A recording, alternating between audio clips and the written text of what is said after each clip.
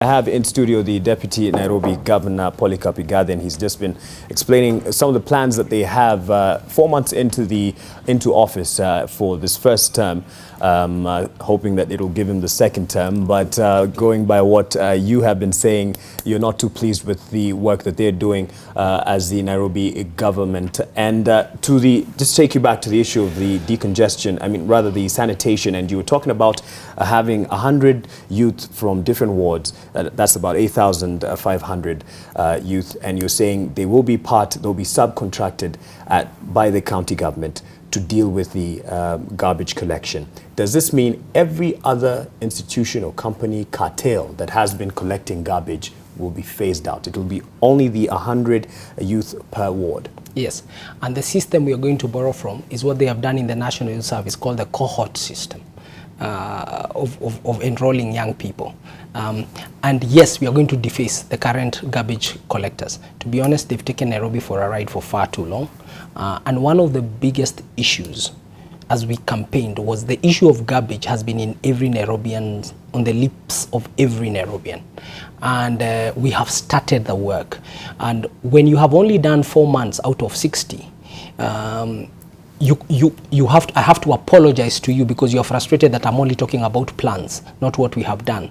But when you have only done 4 months out of a term that takes 60 months, you tend to talk more about plans than what you have actually done. So bear with me but these plans you were talking about, but I can tell you, period, but I can also assure. But what I would like you to just bear with me. Or bear with us and by our patience. Not me, the Nairobi residents. Yeah, that's who I'm talking to. Yeah. That's what I'm talking to, because I mean, I love the media is keeping us honest. It's fantastic. What we are saying is, the worst thing is to begin to do stuff without planning. You must plan. You talk about things during the campaign, then you come into office and you assume office. When you assume office, you come and really see what's the state of affairs. Then you plan around that. And I can assure you, we have a very good idea where we sit. And the state of affairs is even worse than we thought. And we have started that journey in respect especially of garbage. We are focusing on garbage, we are focusing on traffic decongestion, and we are focusing on water supply. Those three things are really in our eyes. And also with water supply is also sewer, availing sewer in certain places. Right. If you go to Eastlands, and our area of priorities, especially Eastlands and the road below Tomboya. If you go to Eastlands, you'll see we've already started working on the Donholm area. We are starting to repair the roads. There was a really bad road that goes into Donholm. Together with Kura, there was work that was being done on the Outer Ring Road. That's going on with big markets. For hawkers, we are working with the Medium and Small Enterprises Authority of Kenya to start registering hawkers and then assigning these hawkers to specific markets which we are building. We are spending another close to 3 billion shillings focusing on Karandine market in Dagoretti. Karen, we are building a market. It's continuing. You can take your cameras there now. It will be ready by the end of the year. Karandine market, we are removing, there's Mama Oliechi's, where there's a famous Mama Oliechi's beautiful restaurant. We are asking them to leave that area and accommodating them within where our impound area is. Then we start building that market. Mwariro market. This is budgets for this year. This is most of them. But in 12 months, we shall have these markets and we'll start to locate hawkers there. What hawker? 12 months. Yeah. But every day a hawker has to sell. What hawkers? So they'll still be in the CBD. Oh yeah. They'll still be in the CBD. We have to accommodate. We can't. It's not something that will happen overnight. Hawkers have told us, show us where to go, and we will go. But we have nowhere to take them immediately, as if at 5 o'clock today I have nowhere to take them. But I know myself, with our teams and my boss, we are building those markets to take them there. All so right. That's going on. You mentioned the one in Gara where you'd start having them there by February. Yes, Mwariro market. Mwariro market. Yeah, there's Mwariro. Yes. But for most parts of the CBD, then hawkers will still remain. No, hawkers will have to remain in CBD because let me tell you the problem of hawkers in Nairobi. The real source of it is a breakdown in the education system in Nairobi. In Nairobi, transition from primary to secondary is less than 50%. So 1 out of every 2 kids you see people end up at standard 8. And it has been like that for the last decade and more. That is good. And what happens, that's a good point. and listen, Yeah. then they need a livelihood. Right. So all I'm saying is, because they need a livelihood, we need to bear, and it's good that they want to do business. They actually don't want to steal and become criminals. So we have to accommodate one another as we solve. There'll always be an area where it's a gray area, an overlapping area. And it's a really frustrating area, especially for Puritan. It doesn't happen night and day. So that's starting to happen. And we've had engagements with the hawkers. The people we have not met, and we're just about to meet them, is the shopkeepers, shop owners, property owners south of Tom Mboya. We owe them a town hall. That's the last bit of consultation we want to do.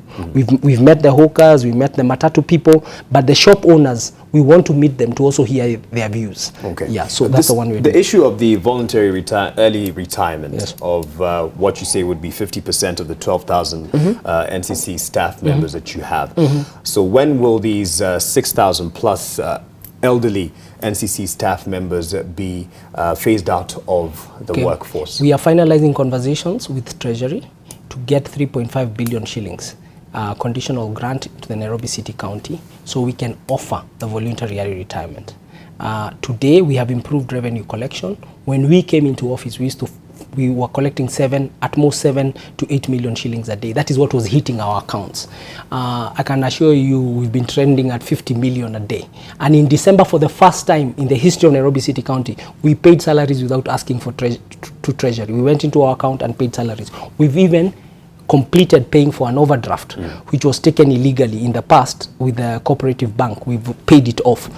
To give these services, to clean, to decongest, to provide sewers, it takes revenue collection. So we've started that bit, but when we say we've collected revenue, people don't really see it, but we started. And we paid November and December salaries were paid on time to so all on our average staff. 50 million every day, Yeah, on the understand. digitized system? Yes, and on digitized system, and we are sweeping all the money to Central Bank of Kenya. We are not spending at source. And let me give you another statistic. How many properties do you think are in Nairobi? Discrete properties that should be paying property rates. I can tell you now, according to Kenya Power numbers, they send 1.9 million bills every month. So you can argue there's 1.9 million properties in Nairobi. But let's discount that because of double counting. I have done some research in work. We have 1.6 million properties in Nairobi. Do you know how many are paying property rates? No. 100,000. Only 100,000 properties are paying revenue in Nairobi. And that's why you saw us create a data center. We are finalizing building a geographical information system, working together with the Ministry of ICT and the ICT Authority, and with our own teams led by our own county executive, Kerich. And we want by July to increase, before we even talk about increasing in terms of valuation, we want to bring a lot more. Minimum by end of this year, we should have 500,000 new property rate payers in Nairobi. Right. 500,000, and then we'll have the cash to then even accelerate and respond to the wonderful demands and valid demands of Nairobians. Right. But very few of us pay taxes. I can tell you, you can imagine a city with 1.6 million properties and only 100,000 are paying. And every city in the world is run with property taxes. So the revenue bit is also very important, but to do revenue, you must digitize it. That's why we started with a data center. Fast things first. That's what we're dealing. And you've dealt away with the ghost workers. That's another issue where the revenue has ghost workers is even a bigger. We are going to deal with that. We right now we have identified we have about 380. Of them. That's the real number. We are doing verification. By June, as we go into the new financial year, we shall have cleaned up our database, because like I said, you have 12,695 employees. I'll give you another statistic. We found that out of those 12,695 employees, 4,188 don't have PAYE records, so that they don't pay taxes. Right. That's almost a third. So we have to clean up our entire payroll system, IPPD. There's a lot of work we are doing behind the scenes. Looking at the revenue, those 380, how much do they make? Are they meant to be making in terms of the money? Because you've said you've identified 380. No, our biggest bill in Nairobi is salaries. We are paying 1.5 billion shillings. 1.5 billion shillings a month in salaries. So Nairobi, those workers would say how much Nairobi they're can growing. be Nairobi can be run by 6,500 people. We are overstaffed because it was a political system. It's a place where when I got elected, I brought everybody from who knows me. I would make sure I employ 1,000 people or 500 people. So let's agree we are also overstaffed, but we'll be looking at the overstaffing. But we need to change also the generation. Nairobi needs to be driven by people with an imagination, not people with memory. Yeah. Well, the issue of the 55-year-olds and above being phased out through voluntary early retirement. How soon? You've said you've applied to No, get a grant. that for sure. I'm hoping that by March we will be on the final stages of EER. All right. So over 6,000 will be phased out with that voluntary. Yeah, we hope so. It's a voluntary. We are asking, and I think they are also saying, please give us a decent offer. We go. We want our children to now come and work. Okay. Polycarp Igathe, the Deputy Governor of Nairobi, thank you very much for the thoughts that you've given us. And you should probably log on. There's a lot of feedback that is coming your way as people have been following this conversation. The work is cut out for you, and a lot of expectation for the capital.